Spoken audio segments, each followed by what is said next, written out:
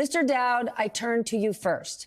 Donald Trump very clearly wants this field all to himself, and Nikki Haley won't let him have it. Why not? She's obviously not doing very well in the polls. We can't find a state where she's going to beat him. What is her strategy?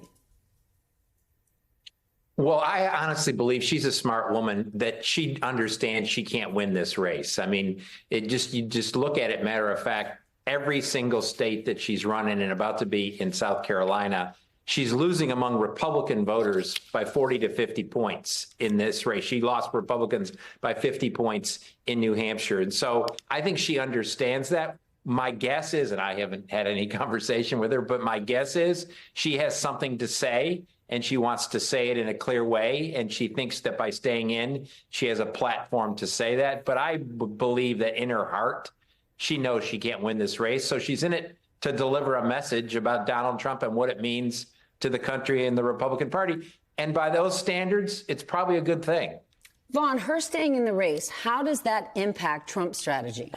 Well, right now, it keeps the Trump campaign from being able to partner with the RNC. And you see the Democrats and their allies having record fundraising. Mm-hmm. And right now, that is keeping Donald Trump from being able to work with the actual Republican Party apparatus to build a joint fundraising committee, which is putting them in the deficit here to start off 2024. It is so hard, if I could, though, to listen to Nikki Haley's comments this afternoon, because it takes me back to May 3rd of 2016, Stephanie. It was in Evansville, Indiana, when I was with Ted Cruz in the back of a barbecue shop.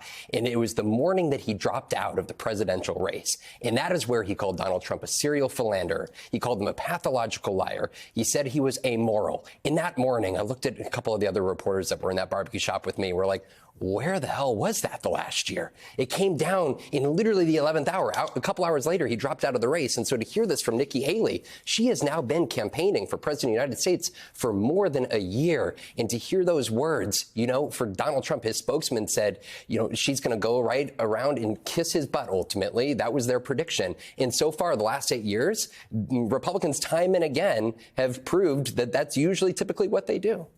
Matthew, could she be pulling kind of the original Ron DeSantis strategy? Raise enough money, stay in the race long enough that if Trump's legal troubles actually end up being devastating for him, she'll be waiting in the wings. That's what DeSantis wanted to do. He just couldn't raise the money. She's a money-raising machine.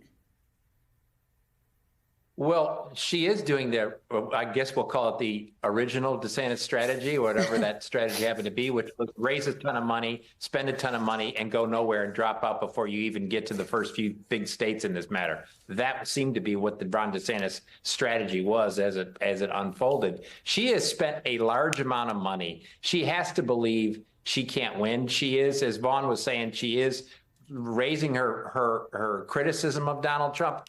But I will remind folks that whatever level of criticism they have, I would not be shocked at all if the day after she announces she's no longer running, she endorses Donald Trump. That's what's amazing about the Republicans today. And Vaughn quoting Ted Cruz, who said exactly what Vaughn said in the course of this, and then within weeks endorsed Donald Trump, and now walks around talking about how great Donald Trump is in the course of this. And so I don't think they have a strategy. They don't have a strategy because they still think of the Republican Party that no longer exists. The party they think that Nikki Haley is running in today is a party that disappeared 5, 7, 8 years ago. It doesn't exist anymore. And Donald Trump, in my view, understands the current Republican Party better than anybody else in the Republican it holds office today. He understood it better in 2016. He understands it better today. All these other Republicans don't seem to understand what the Republican Party has become. Vaughn.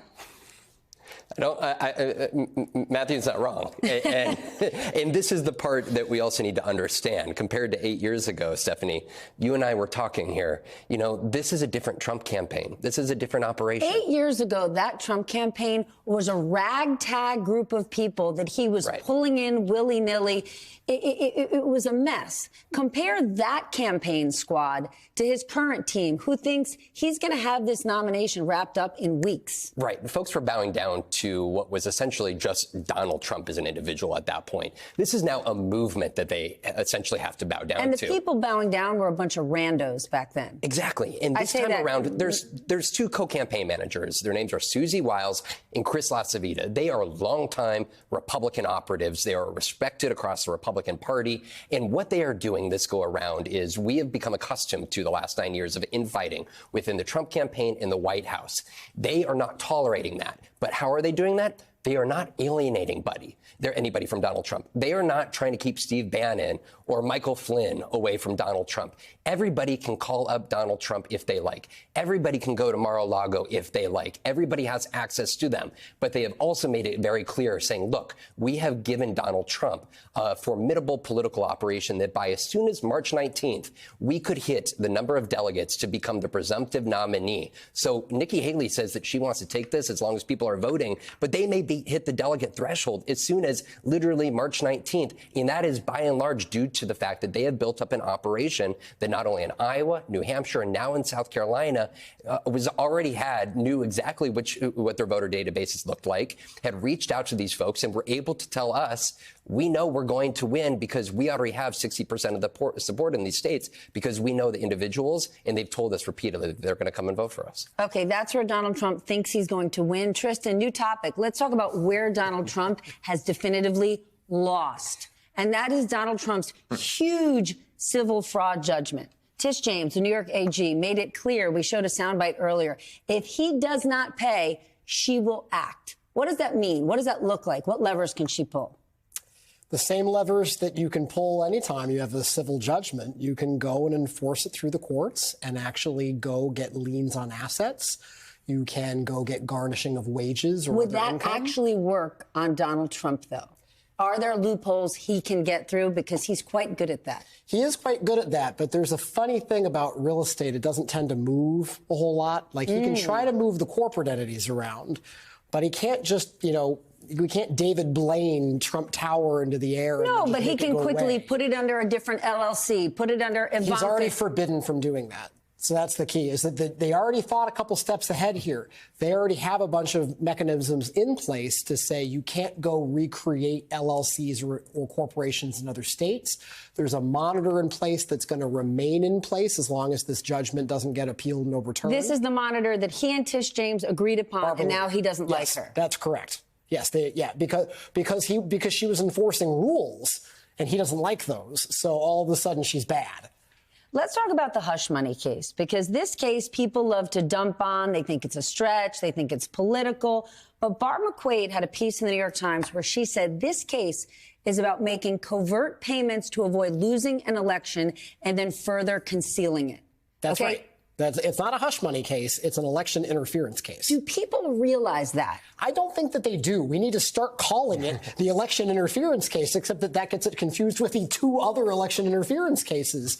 So maybe we need to call it the 2016 election interference case as opposed to the 2020 election overthrow cases. I don't know what we need to do, but at the end of the day, it is falsification of business records in the service of another crime, and that other crime was campaign finance violations, or were campaign finance violations, 36 counts of it. So that's what we're really talking about here. It's not doing hush money by itself is not illegal. In fact, that's really Donald Trump's defense is basically, yes, I am a jerk and I had to pay hush money to pay off one of my mistresses, and I did it so my wife wouldn't find out. It had nothing to do with the fact that I was trying to win the presidency. You know what's so That's twisted? basically his defense. The most twisted thing, you said that's Donald Trump's defense. I thought you were going to say that's Donald Trump's forte, because it actually is.